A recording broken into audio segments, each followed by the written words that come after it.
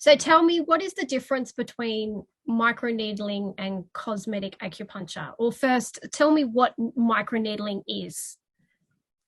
So microneedling is when you use very fine and a lot of little needles and roll or stamp an area.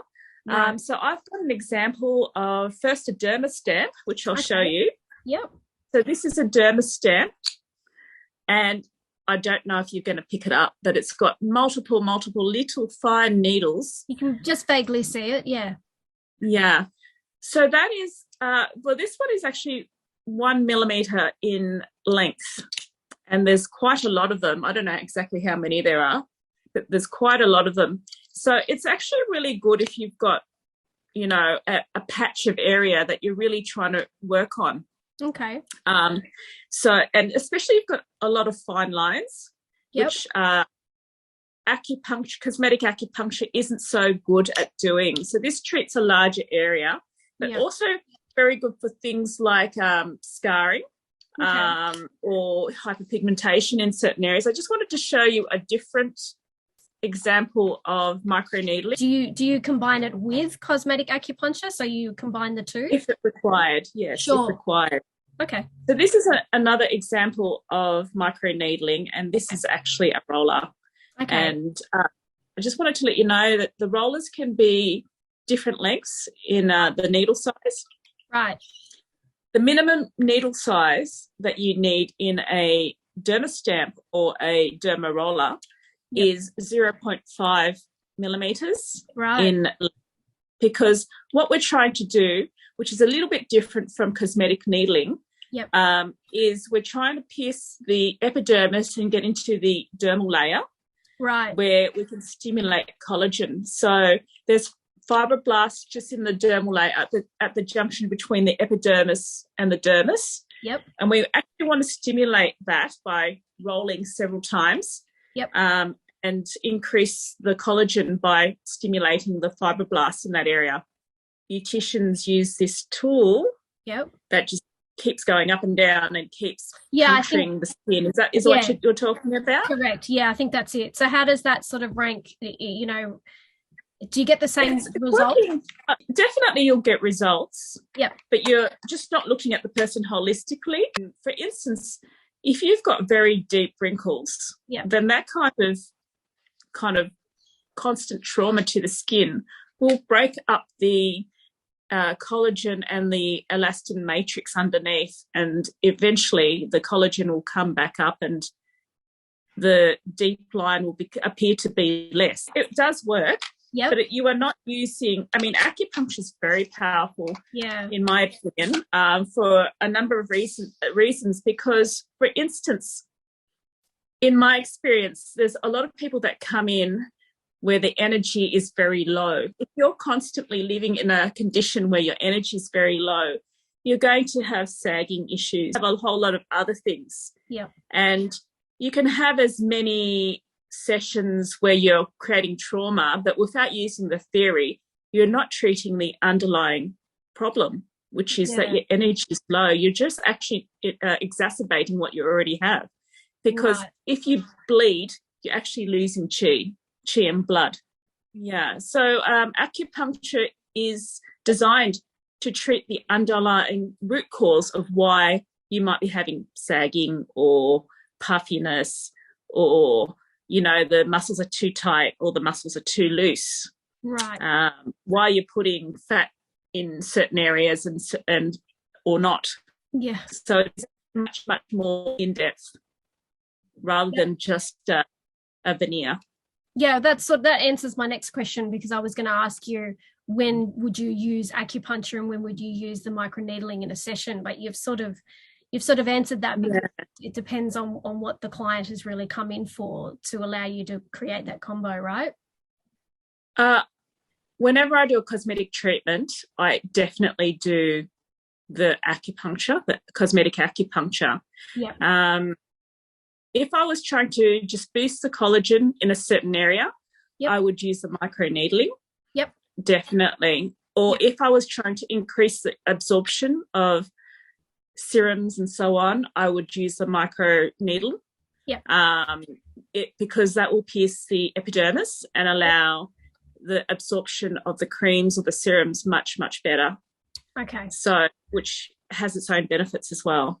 Yeah. So really it depends on what you need to treat when a client comes in for those treatments. You need to review them. Absolutely. A case by case. And I know that you can micro needle at home. Yep. Sorry, this is the wrong way. I just wanted to say that with a cosmetic acupuncture treatment, you have a specific technique of how to do it. For instance, we might roll in a certain way or along certain meridians. I'm not 100% sure if that's been taught that's really interesting. in different. I'd be interested to know. Yeah, that's an interesting question. Yeah. Okay. Yeah. So just explain that. So depending on how you roll it, will you get a different result depending on the issue? Is that what you're saying? We just use TCM theory. Yep. For instance, I'm not going to do it because I've got makeup on. For instance, we roll along certain lines and meridians, and we aim to do certain things in certain fashions. So we definitely roll. Yep. We are going over certain acupuncture points, so I'm very conscious of that when I'm doing that, if I wanted to stimulate something. Right. So you can actually get one of these, and they can be quite cheap online. Yeah, okay. I use quite a good quality one. Yeah. And it's okay to use it at home, though? What if you use it the wrong way? Like, is there a right or wrong way? Great. Yeah, so for instance, you can do it too often and you can cause inflammation of your skin. Right. So people just got to do it with caution. And so I'm not 100% sure what people are taught or not. Sure. But for instance, the other thing is because we're using it as therapy, for instance, we might use this to help with scarring or acne scars or stretch marks or cellulite or things like that. So there's definitely techniques that we use. Even with cosmetic acupuncture, there's definitely ways which we would roll it in order to treat a certain problem. As a side note, with cosmetic acupuncture and even microneedling, is it just reserved for the face only, or can it be, specific areas of the body, like around a cleavage area or an arm area where someone's looking for, better oxygen blood flow? Absolutely. Right. Okay. Absolutely. Being Australian, we're exposed to the sun a lot. Yeah. A lot of women, this area of their body gets a lot of sun exposure, so it can wrinkle or become freckly or all the other issues. So you can actually use the microneedles in this area. Okay. Just with the saggy neckline, I would use a combination of cosmetic acupuncture and microneedling because the two together work really well. Okay. There's certain points that we use to lift, but then with the finer stuff, we might roll. Now, this kind of stuff you can't do at home. No. You probably need to do it for you. Yeah, I think I'd be too scared to do it myself. I think you just need to understand how to do it properly. Yeah. I mean, like you can have inflammation. I would not do microneedling more than once in 2 weeks because it creates a cycle of time where the collagen builds up before you traumatize the area. You do need to know certain basic fundamental rules. And I know that you can buy stuff on eBay for quite cheap, like these micro rollers. I just want to quickly mention that the brand I use, which is White Lotus, because I'm just 100% sure that the quality of this brand is actually, I don't get paid by them. This video is not sponsored. I'm not sponsored by them. I wish I was. But I just know, I mean, they're not the cheapest brand, I have to say, but they're good quality. They've got quality micro needles and derma stamps. Now, the other, just quickly, the other thing where the derma stamp is really good for, as opposed to the roller, is actually for stimulating your scalp, to stimulate the blood flow and the chi and blood flow to the area. Also, if you've got a bit of alopecia or hair loss as and well. would you just treat the area? Say, for example, if someone has alopecia, would you in that blank area where there's no hair, would you just put the microneedling in there? Yes, and there is a technique for it as well. Yeah. So obviously you need to stamp it quite a number of times. Right. But your best results come, I think, if you get a consult and learn how to use it first, because there might be some other underlying conditions which is also contributing to why you're losing hair. Sure. Yeah. So just don't do this. Obviously get a diagnosis before. Don't go shopping online and just start treating something. If you're doing a lot of drugs and you're smoking and you eat chips morning, night and dinner, and then you think you're going to fix your hair loss by using a dermastamp, so you've got to look at the whole person. Which is what you said, the holistic version of it all. Yes, absolutely. Yeah, but definitely this is more about education about how these can enhance your face, skin and hair. Yeah. So you touched base very lightly on the concept of wrinkles and things like that using a combination of both treatments. So talk us through that about rejuvenation of the skin and the anti-aging prospects that you can sort of help fight a bit when you do a combination of these two treatments. Okay, so that's a really broad area to focus on. Everything about not only your face but your whole body tells a TCM practitioner something about you as a person. Right. The quality of your hair, the suppleness of your hair, the colour of your skin. So if someone's coming in and they've got extremely yellow skin, I know that their spleen is not working that well and there's dampness in the body. Wow. If you've got darkness under your eyes, that's a very good sign that you've got kidney deficiency. You've been burning the midnight oil. Right. You possibly have stagnation as well. Okay. So, for instance, if you've got fine lines here, I've usually gone through menopause. Yep. That means that the yin is weak. Right. And so, especially in the uterus area, around the lower abdomen. So, we do look at the whole person. So, for instance, just using the yellow skin combination, I would actually use points to tonify your spleen organ in order to transport and transform the dampness in the body.